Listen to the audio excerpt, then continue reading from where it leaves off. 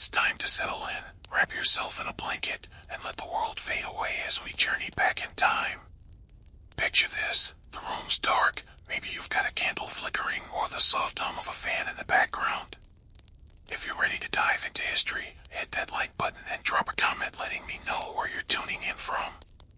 Tonight, we're stepping into the frostbitten, firelit world of Viking Scandinavia, circa 800 to 1100 CE.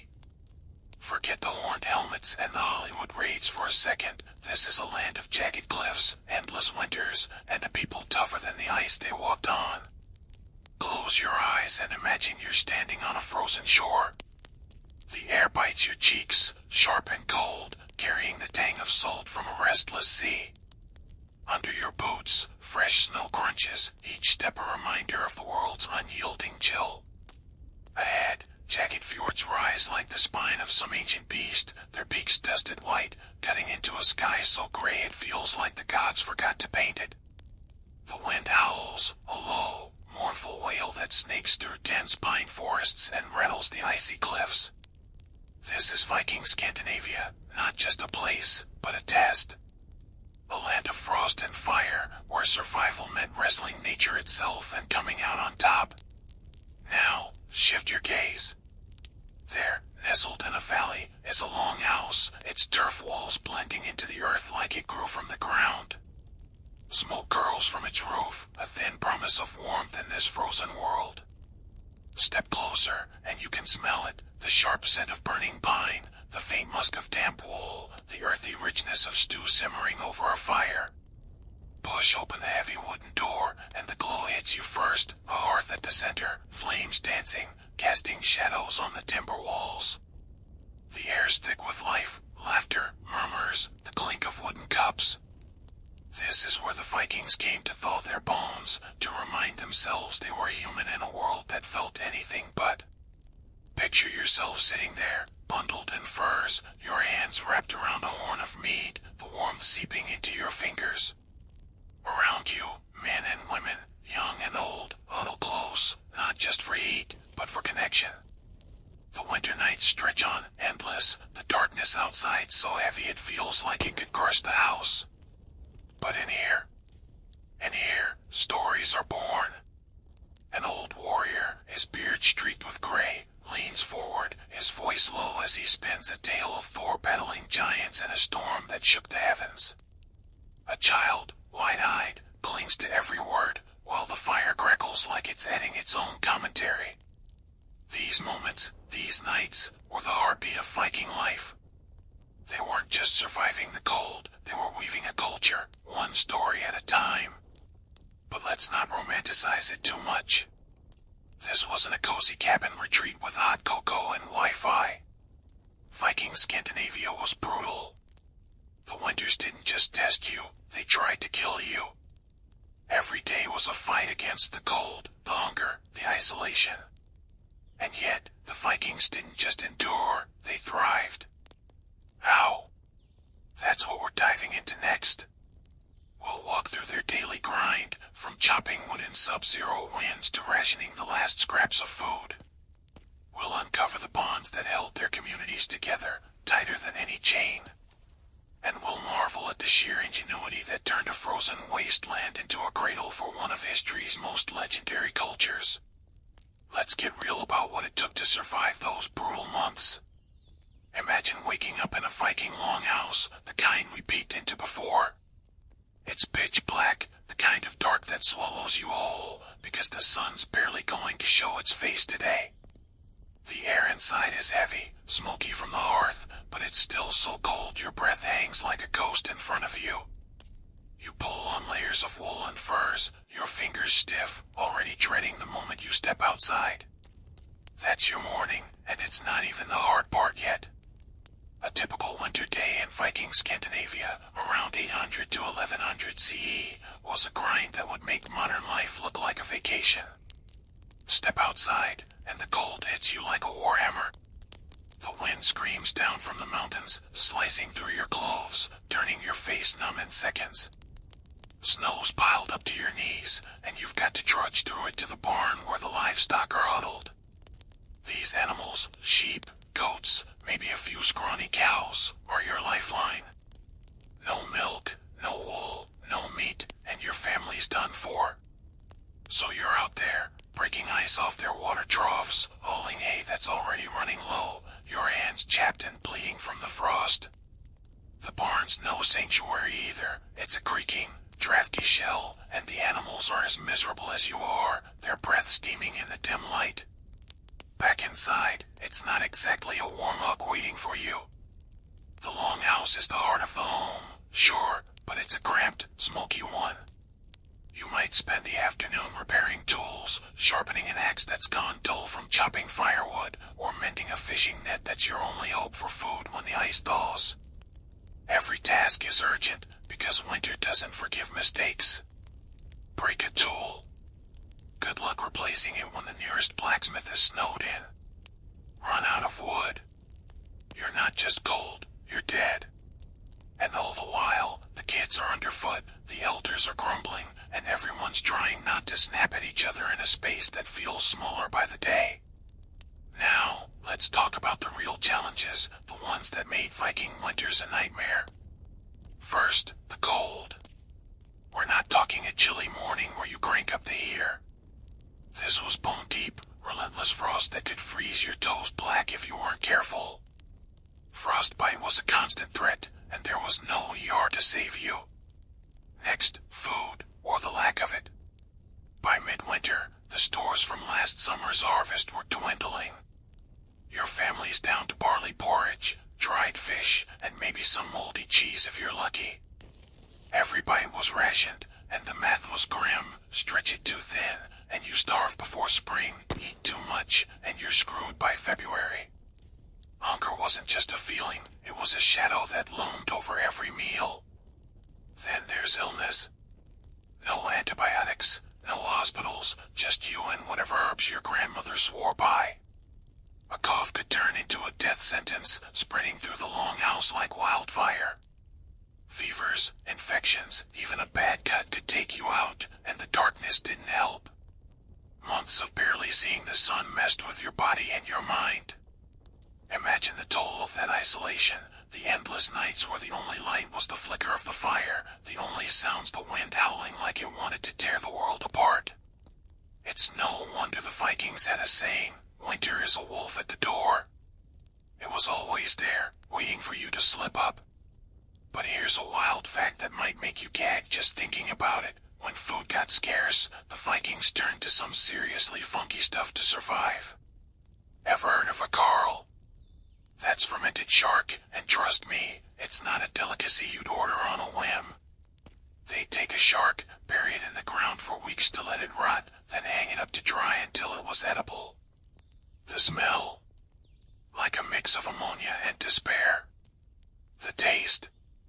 Let's just say it was a protein punch that kept you alive, not happy. But that's the Viking way. When life gives you sharks, you ferment them and call it dinner. It's gross, but it's genius, because it meant one more day you didn't starve. So how did they do it? How did the Vikings face this brutal, soul-crushing winter and come out swinging? It wasn't just grit, though they had plenty of that. It was the community, the way they leaned on each other when the world felt like it was falling apart.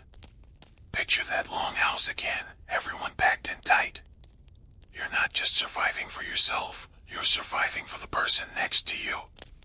If you don't chop enough wood, the whole family freezes. If someone slacks on feeding the animals, everyone goes hungry. Every task, no matter how small, was a thread in the tapestry that kept the group alive.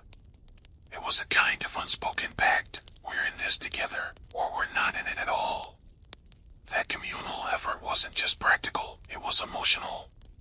The darkness, the cold, the hunger, they could break you if you faced them alone. But together, you had a chance.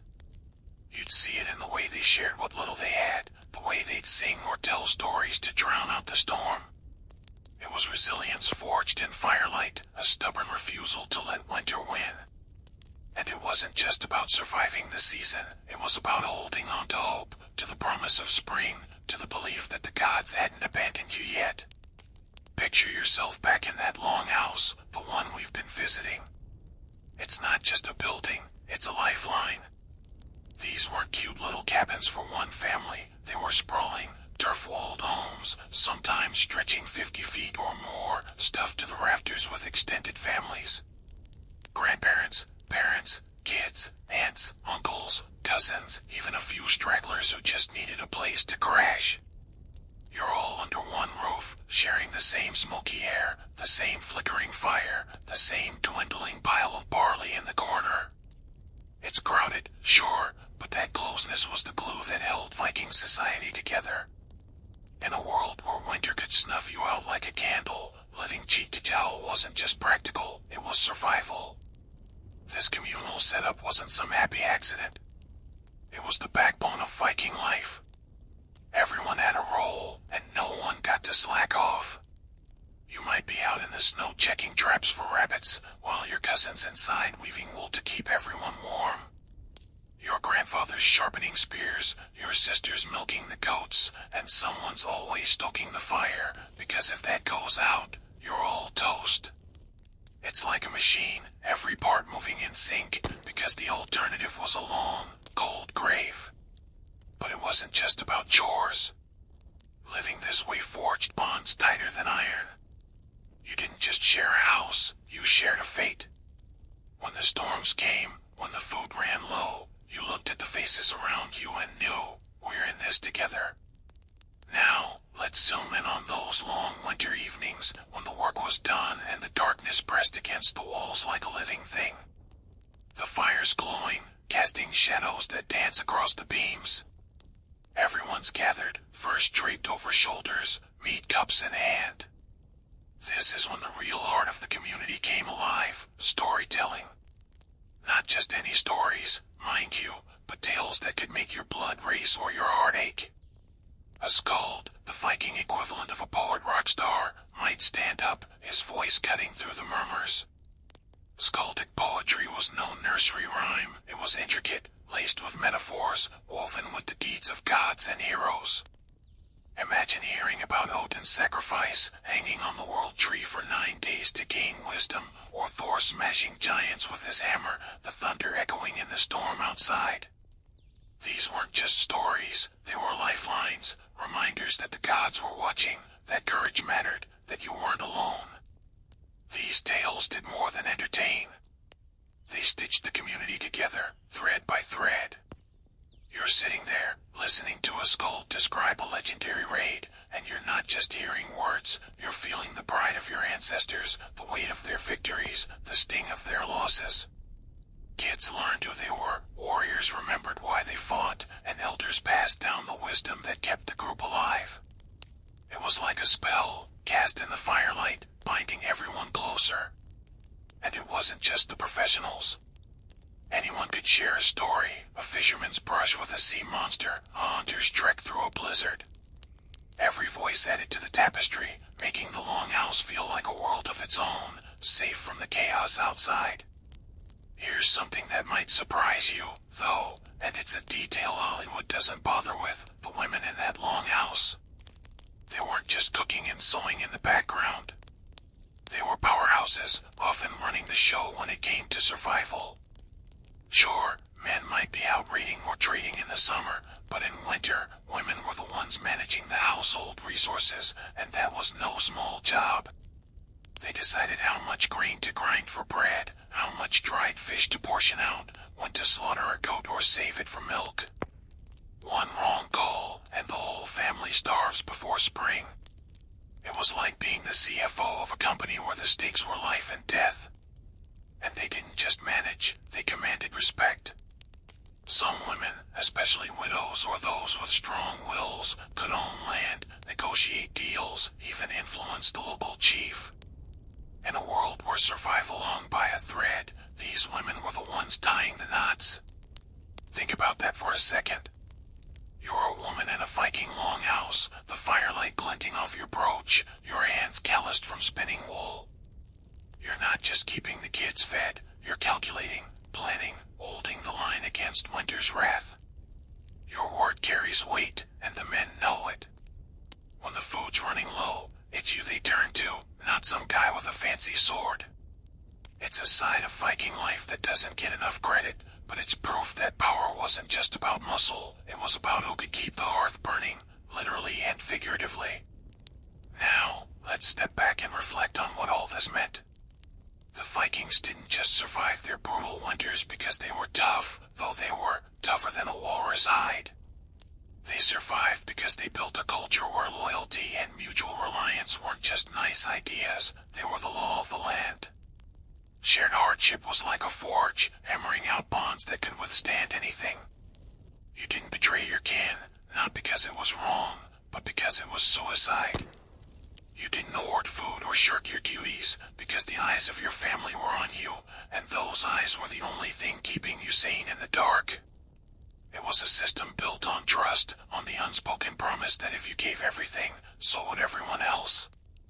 That culture of loyalty didn't just keep them alive, it shaped who they were. It's why their sagas are full of oaths and betrayals, why their gods rewarded courage and punished greed. It's why, even today, we're drawn to their stories, because there's something raw and human about a people who faced the abyss together and came out stronger. As you sink deeper into your bed, let that warmth linger, the warmth of voices in the dark, of hands clasped against the cold, of a community that refused to break. But the Vikings were more than just survivors. They were dreamers, too, and some of them looked beyond the icy shores of Scandinavia to chase the unknown. Let's set the stage. Picture a young man standing on a rocky shore, his breath steaming in the frigid air, his eyes locked on the sea. That's Leif Erikson, born around 970 CE, a Viking with salt in his veins and a restless spirit. He wasn't just any Viking, though. He was the son of Eric the Red, a guy whose temper was as fiery as his hair. Eric wasn't exactly a model citizen. He got himself banished from Norway for manslaughter, then kicked out of Iceland for, you guessed it, more manslaughter. So, he packed up and founded a settlement in Greenland, a place that sounds like a cruel joke when you see its ice-covered cliffs. Growing up in Greenland, Leif didn't have a cushy life.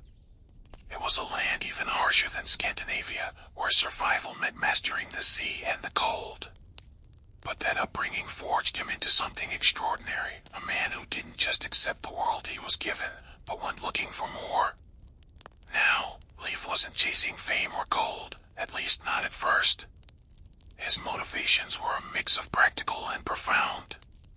By the time he was a young man, Greenland's settlers were scraping by, always on the edge of starvation. Timber was scarce, good farmland was a myth, and the colony needed new resources to survive. But there was something else driving Leif, something bigger. The Vikings were a people of stories, and Leif grew up hearing tales of distant lands, of seas that stretched beyond the horizon. Add to that a dash of Christian zeal. Leif had converted to Christianity after a trip to Norway, and spreading the faith was part of his mission. So, around the year 1000 CE, when he heard rumors of a land west of Greenland, a place spotted by a lost sailor named Bjarnir Jolfsson, Leif didn't just shrug it off. He bought a ship, gathered a crew of about 35 men, and set sail to find it. No GPS, no other apps, just a lone ship, some provisions, and a whole lot of guts. Let's put you in Leif's boots for a second. You're at the helm of a wooden ship, its dragon-headed prow cutting through waves that could swallow you whole. The sea's a churning beast, gray and endless, spitting icy spray that stings your face. Your crew's huddled under woolen cloaks, their knuckles white from gripping the oars. You're sailing west, into the unknown, with nothing but stars and instinct to guide you. Storms could sink you. Icebergs could crush you. And if you find land, who knows what's waiting, monsters, gods, or just more ice. It's the kind of journey that would make most people turn back, but Leif kept going. That's not just bravery, that's a fire in the soul, a need to know what's out there. After days, maybe weeks, of battling the Atlantic, Leif and his crew spotted land. They didn't just find one place, they found a string of them. First, a rocky, barren coast they called Helluland, probably modern-day Baffin Island. Then a forested shore they named Markland, likely Labrador. But the real prize was what came next, a place with grassy meadows, rivers teeming with salmon, and wild grapes growing in the sun. Leif called it Vinland, meaning wine land, and it's widely believed to be part of Newfoundland in modern Canada. This wasn't just a pit stop, it was a new world, 1,000 years before Columbus ever set sail. Leif and his crew built shelters, probably simple turf huts, and settled in to explore. They'd found a land richer than Greenland, a place that could change everything for their struggling colony. But here's where the story gets real, and it's the moment that defines Leif's legacy. Winter came, and it came hard. Finland might have had grapes and grass, but it was still North America, and the cold was no joke. The crew was far from home, with no longhouse to huddle in, no community to lean on. The sea was too treacherous to sail back, so they were stuck, facing months of snow and ice with only what they brought and what they could find. This could have been a disaster, think stranded sailors starving in the dark. But Leif and his crew didn't panic. They adapted, Viking style. They fished the rivers, hunted game in the forests, gathered wild plants, maybe even those grapes for a bit of fermented courage. They used their shipbuilding skills to reinforce their shelters, piling up turf and timber to keep out the wind. It wasn't easy. Imagine nights so cold your teeth ached, days spent chopping wood with frostbitten hands, but they made it through. Let's linger on that winter for a second. You're in one of those huts, the wind screaming outside, the fire spitting sparks. Your stomach's growling, and the guy next to you is snoring like a walrus. You're thousands of miles from everything you know, in a land that feels like it belongs to the gods. But you're alive, because Leif's leadership and your crew's grit turned a death trap into a foothold. They didn't just survive, they thrived, at least enough to explore more, repair their ship, and eventually sail back to Greenland with stories that would set the longhouses buzzing. Archaeological evidence, like the Norse site at Lance UX Meadows in Newfoundland, backs this up. Those turf walls, those iron nails, they're proof Leif's crew wasn't just spinning tales. They were there, battling the elements, making history. So, what does Leif's voyage mean? It's more than just a cool story about a guy who beat Columbus to America by 500 years. It's a shining example of Viking adaptability and courage. Leif took the same skills that kept his people alive in Scandinavia, the knack for building, the instinct for survival, the stubborn refusal to quit, and carried them across an ocean.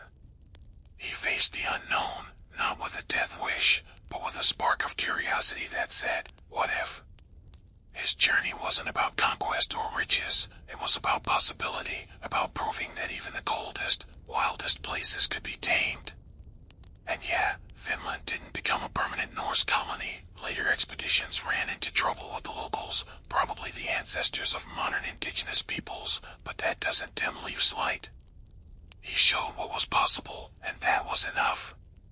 Picture yourself standing in a Viking village, the kind nestled between jagged fjords and snow-dusted pines. It's midwinter, and the cold is a living thing, clawing at your face, creeping into your bones. The sun's a distant memory, barely peeking over the horizon for a few hours before slinking away. You'd think this is a place where humans shouldn't survive, where nature holds all the cards. But the Vikings, they didn't just play the hand they were dealt, they reshuffled the deck. They took a land of frost and fire and built a life in it, not with magic or miracles, but with grit, brains, and a knack for turning problems into solutions. This wasn't about brute strength, it was about outthinking the elements, and they were masters at it. Let's start with the longhouse, the beating heart of every Viking settlement. You've been in one before in our journey, smoky, crowded, glowing with firelight. But these weren't just shelters, they were engineering marvels designed to laugh in the face of winter. The Vikings built them with thick walls, often layered with turf, think sod and earth stacked like a grassy cake. These turf walls were a game changer, and we'll dig into that in a bit, but first, let's talk about the big picture. Longhouses were long, hence the name, sometimes stretching 60 feet or more, with a low, sloping roof to shrug off snow. Inside, the hearth was king, a central fire that never went out, fed by carefully rationed wood or peat. The smoke curled up through a hole in the roof, but the heat, that stayed, trapped by the clever design of the house itself. Now, surviving winter wasn't just about staying warm, it was about eating, dressing, and planning like your life depended on it, because it did. Food was the biggest puzzle. Summer was for growing barley, catching fish, and slaughtering livestock, but winter was when you lived off what you'd saved.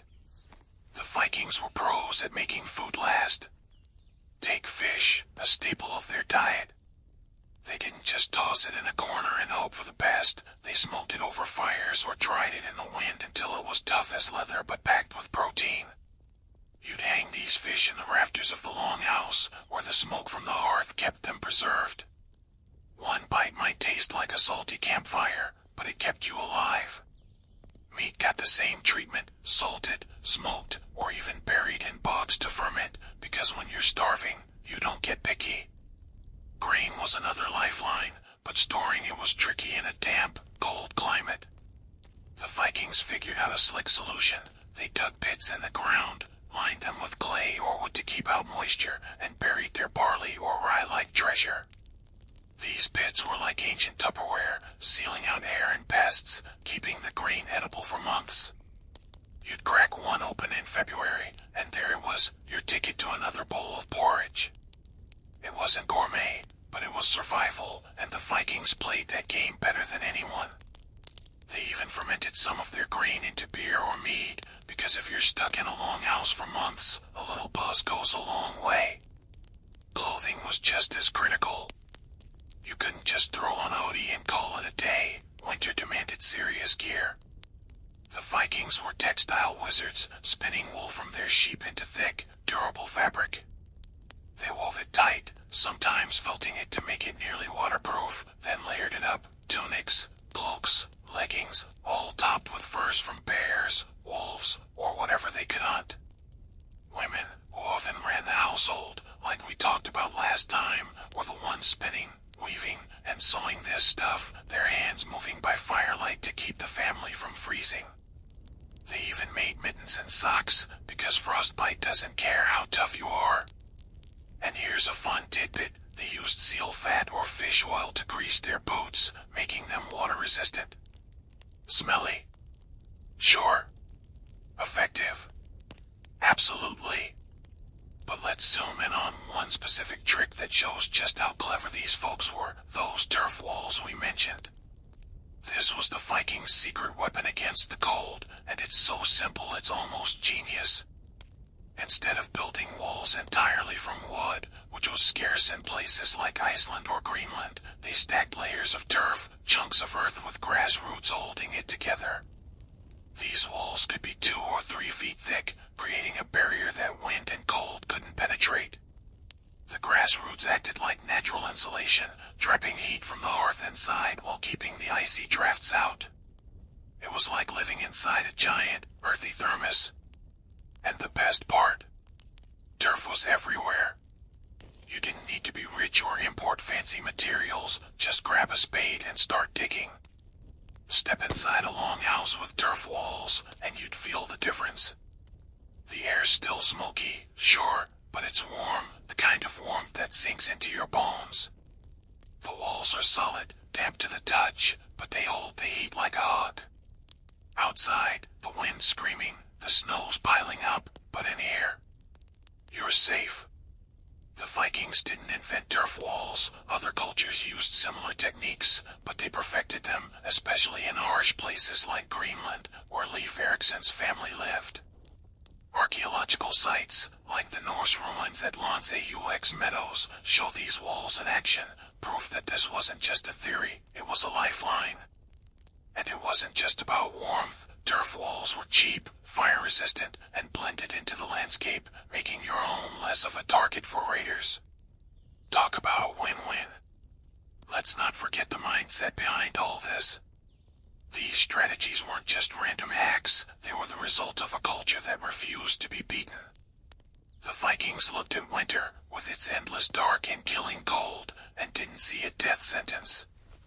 They saw a challenge, a puzzle to be solved. Smoking fish, burying grain, weaving wool, stacking turf, it all came from a deep well of practical know-how, passed down through generations. Every longhouse was a laboratory, every winter a test, and the Vikings kept iterating, tweaking, finding ways to make the impossible work.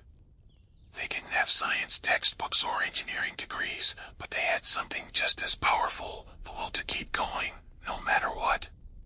Reflect on that for a moment. You're in a world with no safety net, no grocery stores, no central heating.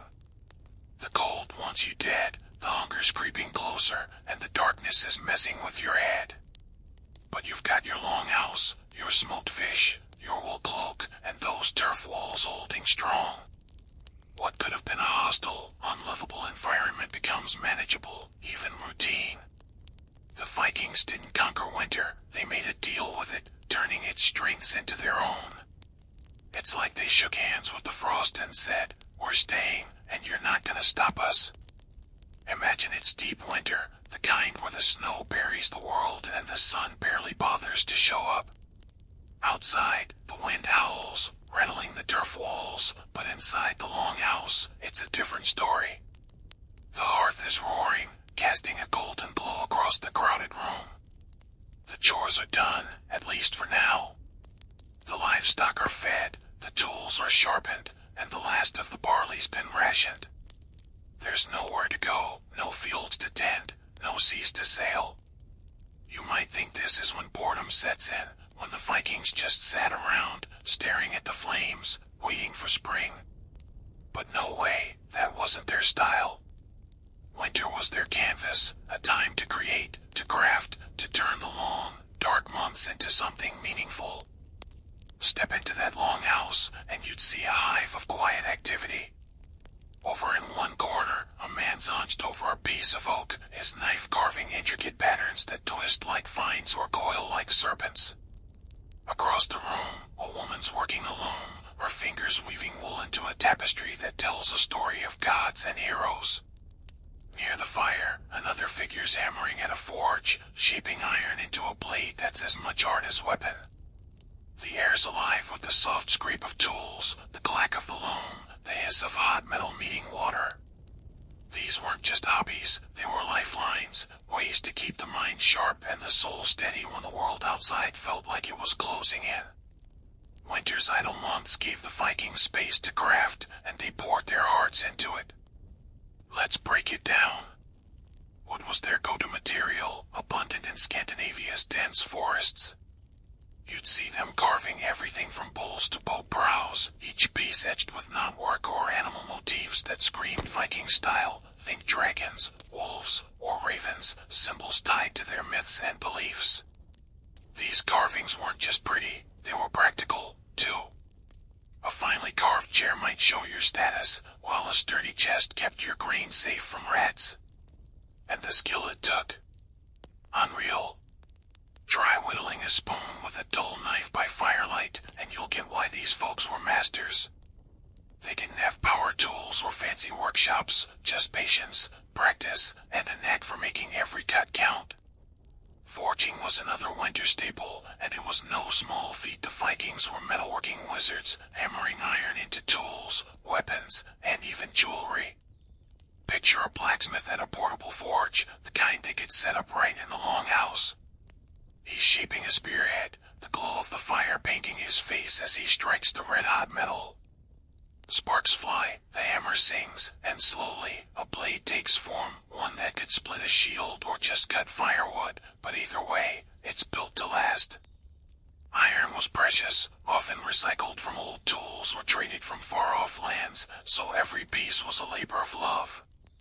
And it wasn't just men, women crafted too, especially when it came to delicate work like twisting silver into necklaces or brooches that pinned their cloaks. Textiles were where the women really shone, and this was no side gig. Weaving wool into cloth was a winter mainstay, and it happened right there in the longhouse. You'd hear the rhythmic clack of the loom as threads became blankets, tunics, or sails for next summer's voyages. These weren't plain fabrics, some were dyed with plants like woad for blue or madder for red, and patterned with stories of gods or battles. Spinning the wool was just as crucial, and it was a group effort. Picture a circle of women, their drop spindles twirling, turning fluffy wool into tight thread while they swapped stories or sang. It was slow, meticulous work, but it clothed the family, warmed the house, and even brought in trade when the ships sailed. Every thread was a tiny act of defiance against the cold. Now, let's talk about something that's pure Viking, runestones. These weren't just rocks, they were monuments, often carved in winter when there was time to spare. Imagine a stone slab, hauled into the longhouse or worked on in a sheltered barn. A skilled carver, maybe a skald with a poet's soul, chisels runes, those angular, mysterious letters, into the surface. The words might honor a fallen warrior, like Thorfinn raised this stone for Bjorn, his brother, who died bravely in the west. Or they might mark a great deed, like a voyage to distant lands or a bridge built for the village. The stones were painted in bright colors, red, black, white, to make the runes pop, and often decorated with snakes or knotwork that curled around the text like a protective spell. Runestones were more than memorials, they were a way to cheat death. The Vikings believed that as long as your name was remembered, your spirit lived on. Carving a runestone was like shouting into the future, "We were here." Winter, with its long nights, was perfect for this. It gave families time to grieve, to reflect, to etch their stories into something permanent. Hundreds of these stones still stand in Scandinavia, especially in Sweden, where places like Upland are dotted with them. They're like snapshots of Viking life, proof of their pride, their losses, and their need to leave a mark. Next time you're doom-scrolling, think about that, a Viking carver squinting by firelight, making sure his brother's name would outlive the snow. Here's a detail that might surprise you, something even the sagas don't shout about, walrus ivory. In the far north, especially in places like Greenland or Norway's Arctic coast, walruses were a gold mine. Their tusks, smooth and creamy, were perfect for carving, and the Vikings turned them into treasures. Picture a craftsman, his breath steaming in the cold, chiseling a tusk into a comb, a game piece, or a tiny figure of Thor, each detail so fine it could fit in your palm. These weren't just trinkets, they were high-value trade goods, prized across Europe for their rarity and beauty. In winter, when hunting was tough, a stockpile of walrus ivory could be a family's ticket to wealth. They'd carve by the hearth, maybe trading stories as they worked, turning a chunk of bone into something that could buy iron, cloth, or even a ship. It's a reminder that the Vikings weren't just raiders, they were traders, artists, and hustlers, always looking for an edge. Let's step back and think about what all this crafting meant. Winter could have been a dead zone, a stretch of darkness where nothing got done. Instead, the Vikings turned it into a season of creation. Every carved spoon, every woven blanket, every runestone was a piece of their culture, a way to hold on to who they were. These crafts weren't just about utility, they gave purpose, something to focus on when the cold and isolation threatened to break you. You're sitting there, shaping a piece of wood, and it's not just a bowl you're making, it's a connection to your ancestors, a gift for your kids, a reason to keep going. It was like therapy, Viking style, keeping the mind busy and the heart full. And it wasn't just about the present. These creations preserved their stories, their beliefs, their way of life. A runestone could stand for centuries, telling the world about a hero long gone. A carved chest might pass through generations, each scratch a memory. Even the ivory combs, traded far and wide, carried the Viking spirit to distant shores. This was how they fought oblivion, how they made sure their voices echoed beyond the grave. It's why we still know their myths, why we can still touch their art in museums. They crafted with purpose, and that purpose was immortality. Picture that longhouse again, its turf walls standing firm against the howling wind, the hearth glowing like a beacon in the dark. The Vikings who lived there weren't just fighting to make it through another winter, they were building a way of life that would outlast them. Their survival strategies, honed in the crucible of Scandinavia's frost, weren't one-off tricks. They were a blueprint for thriving in a world that didn't give you a break. From the way they preserved food to the way they built their homes, every choice was a lesson in turning hardship into strength. And those lessons didn't just stay in the longhouse, they rippled out, shaping Scandinavian culture and leaving traces we can still see today. Let's start with the basics: survival. The Vikings' knack for making it through winter wasn't just about grit, it was about systems.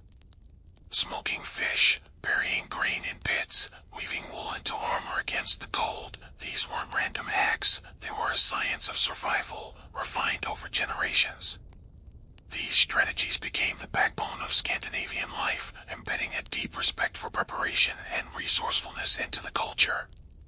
You can see it in the way modern Nordic countries prioritize sustainability, from their obsession with preserving local foods to their eco-friendly architecture.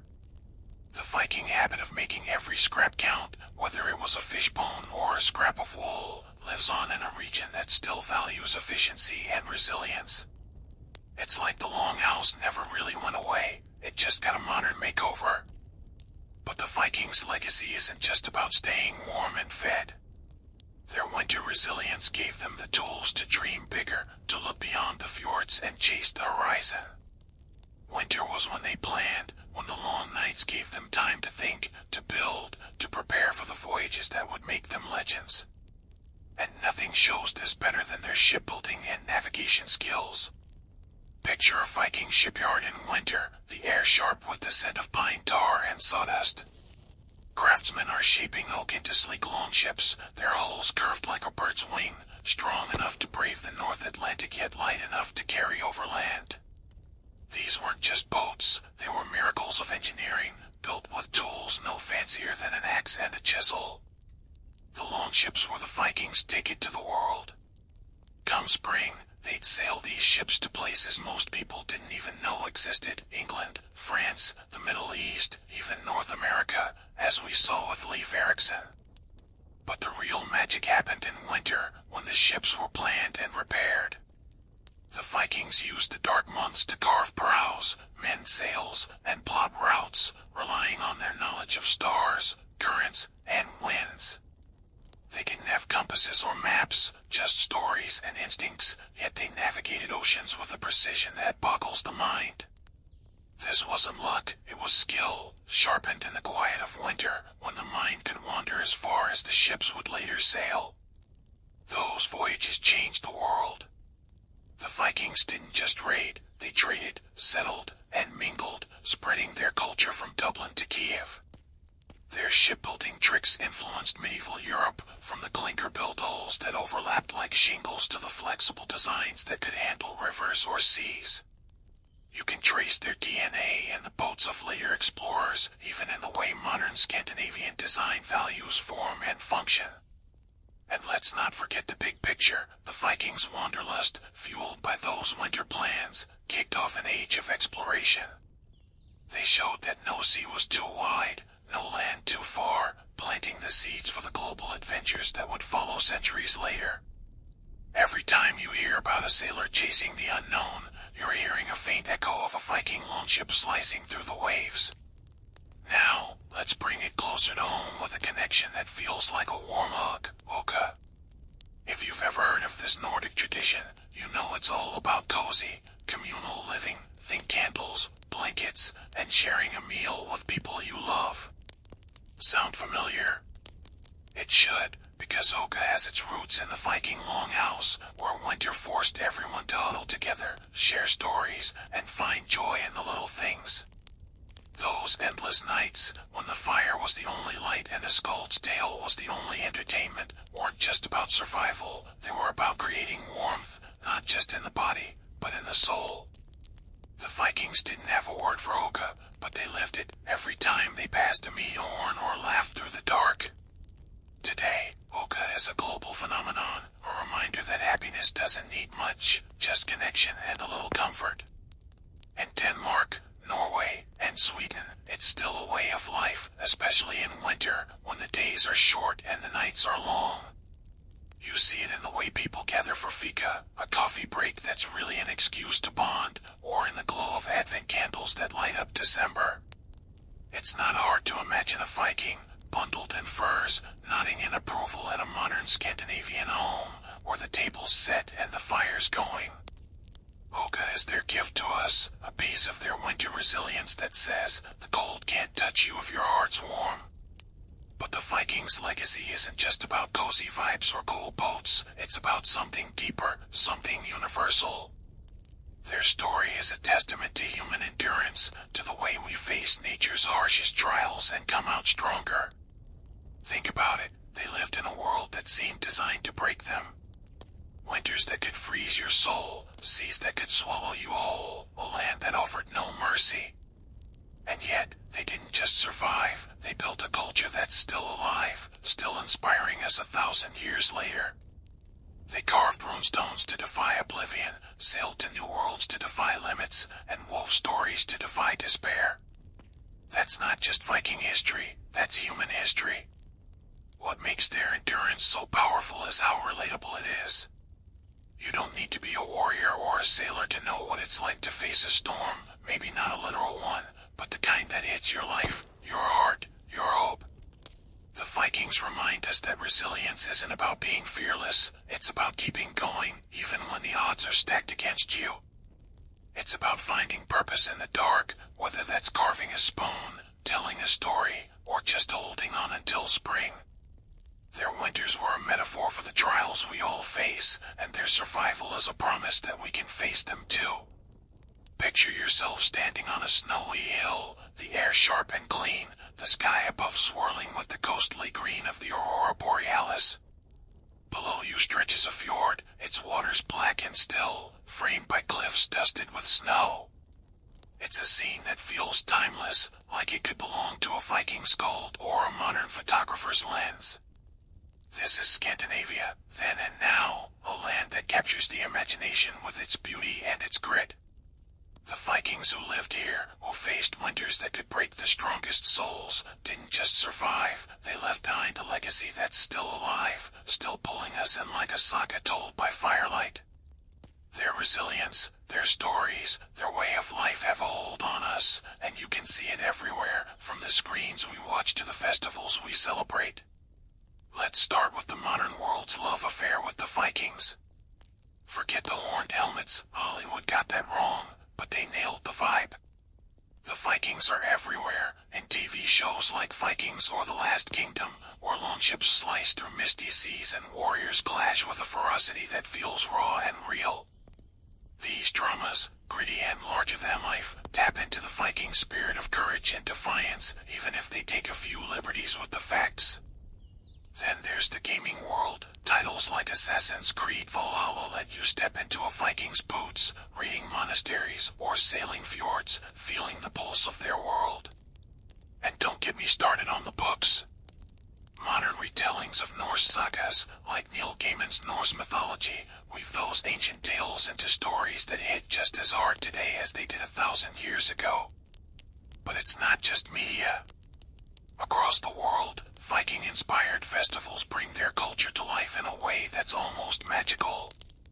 In places like Norway, Iceland, or even small towns in the US, people gather to celebrate with a passion that would make a skald proud. Picture a festival in Shetland, Scotland, called up Leaa. It's January, the heart of winter, and thousands line the streets to watch a Viking longship replica burn in a blaze of fire, while folks dressed in furs and chainmail parade with torches. It's not just a party, it's a nod to the Vikings' firelit gatherings, a way to honor their resilience in the face of the cold. In Iceland, the Orbold festival revives old Viking feasts, complete with foods like fermented shark, yep, that Akarl we talked about, served with a side of music and storytelling. These events aren't just nostalgia, they're a living bridge to the past, a way to feel the Viking strength in our bones. Why are we so drawn to them? It's not just the cool ships or the epic battles. It's the idea of facing a world that's bigger than you, whether it's a winter storm or a sea that stretches to nowhere, and saying, I'm still here. The Vikings' resilience speaks to us because we all know what it's like to push through our own winters, the ones that hit the heart or the mind. Their stories, whether in a saga or a Netflix binge, remind us that survival isn't just about muscle, it's about spirit, about finding light in the dark. That's why we keep telling their tales, why we dress up like them, why we name our kids Freya or Thor. They're not just history, they're a mirror for our own grit. Now, let's dive into something that was the heartbeat of those Viking winters, Norse mythology. Back in that long house, when the wind screamed and the dark pressed in, the Vikings didn't just tell stories about warriors, they told tales of gods. Odin, the All-Father, with his one eye and his ravens, who wandered the world seeking wisdom. Thor, the thunder god, swinging his hammer Mjolnir to keep the giants at bay. Freya, the goddess of love and war, riding her chariot pulled by cats. These weren't just bedtime stories, they were a lifeline, a way to make sense of a world that could be beautiful and brutal in the same breath. Winter was when these myths came alive, shared in the glow of the hearth, their words wrapping the community like a warm cloak. Imagine you're there, huddled with your kin, the fire spitting sparks. A skald stands, his voice low and rhythmic, spinning a tale of Odin hanging on the world tree, Yggdrasil, for 9 days and nights, sacrificing himself to gain the rune's secrets. It's not just a story, it's a reminder that even the gods face pain, that knowledge comes at a cost. Or maybe it's a tale of Thor battling the Midgard serpent, his hammer crashing like the storms outside, a promise that chaos can be fought, even if it never fully goes away. These myths were comfort, especially in winter, when the world felt like it might end. They told the Vikings that the gods were with them, that the cycle of frost and thaw was part of a bigger story, one where courage and sacrifice mattered. These tales did more than soothe, they bound the community together. When you're stuck in a long house for months, with the same faces and the same dwindling food, you need something to lift you up. The myths were shared belief, a way to say, we're all in this, and the gods are too. They explained the unexplainable, why the wind howled, why the sun hid, why life was so damn hard sometimes. And they gave hope, a sense that spring would come, that Thor's hammer would break the ice, that Odin's wisdom would guide them through. Even today, those myths resonate. You see them in Marvel movies, sure, but also in the way we still tell stories to make sense of our own storms, to find meaning in the dark. Let's pause on one image, something to carry you into sleep. Picture that fjord again, snow blanketing its shores, the cliffs rising like silent sentinels. Above, the aurora borealis dances, ribbons of green and purple weaving through the stars.